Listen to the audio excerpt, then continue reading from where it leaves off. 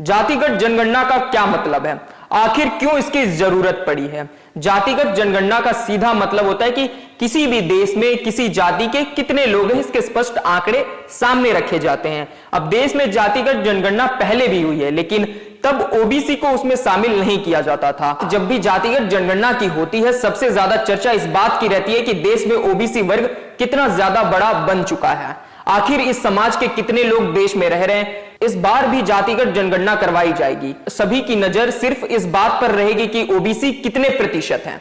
नमस्कार, आप देख रहे हैं डेमोक्रेट टीवी। मैं हूं आपके साथ उमंग कुमार दुबे। केंद्र की मोदी सरकार ने जातिगत जनगणना करवाने का फैसला किया है। लंबे समय से यह मांग चल रही थी कि जाकर केंद्र ने इसको हरी झंडी दिखाई है। अब जातिगत जनगणना के ऐलान ने पूरे देश की राजनीति में हलचल पैदा कर दी है। बड़ी बात तो यह है कि विपक्ष इसको अपनी जीत के रूप में देख रहा है। उसका तर्क है कि कांग्रेस और दूसरी समाजवादी पार्टी लंबे समय तक केंद्र पर दबाव बना रही थी, तब जाकर जातिगत जनगणना का ऐलान किया गया। अब यहां पर सवाल उठता है कि यह जातिगत जनगणना का मतलब क्या है, इसकी आखिर क्यों जरूरत पड़ी, जातिगत जनगणना का इतिहास क्या है। जातिगत जनगणना की शुरुआत अंग्रेजों के समय से हो गई थी।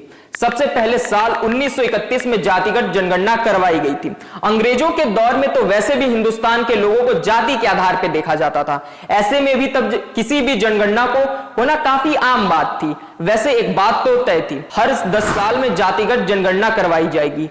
ऐसे में 1941 में भी इसी प्रक्रिया को किया गया, लेकिन तब आंकड़े सामने नहीं रखे गए। तर्क दिया गया कि जाति आधारित टेबल तैयार नहीं है, ऐसे में आंकड़े भी जारी नहीं हुए। फिर देश आजाद हुआ और 1951 में फिर जातिगत जनगणना करवाई गई। यहां पर पहली बार बड़ा खेल हुआ। इतने बड़े सर्वे में ओबीसी वर्ग को शामिल नहीं किया गया, सिर्फ असूचित और अनुसूचित जनजातियों को जनगणना में रखा गया था। 2011 तक ऐसे ही चलता रहा। जनगणना तो हुई, लेकिन ओबीसी वर्ग को लेकर ज्यादा जानकारी सामने नहीं आई। जातिगत जनगणना का जो समर्थन करता है, उनका साफ मानना है कि एक सेंसस से पिछड़े अति पिछड़े वर्ग के बारे में काफी कुछ पता चलेगा कि शैक्षणिक, सामाजिक, राजनीतिक और आर्थिक स्थिति को लेकर स्पष्टता आएगी। तब सरकार उनके लिए और मजबूती के साथ नीतियां बना पाएंगी। जरूरत पड़ने पर उनकी उचित सहायता भी की जा सकेगी। इस खबर पर आपकी क्या राय है, नीचे कमेंट बॉक्स में जरूर बताएं।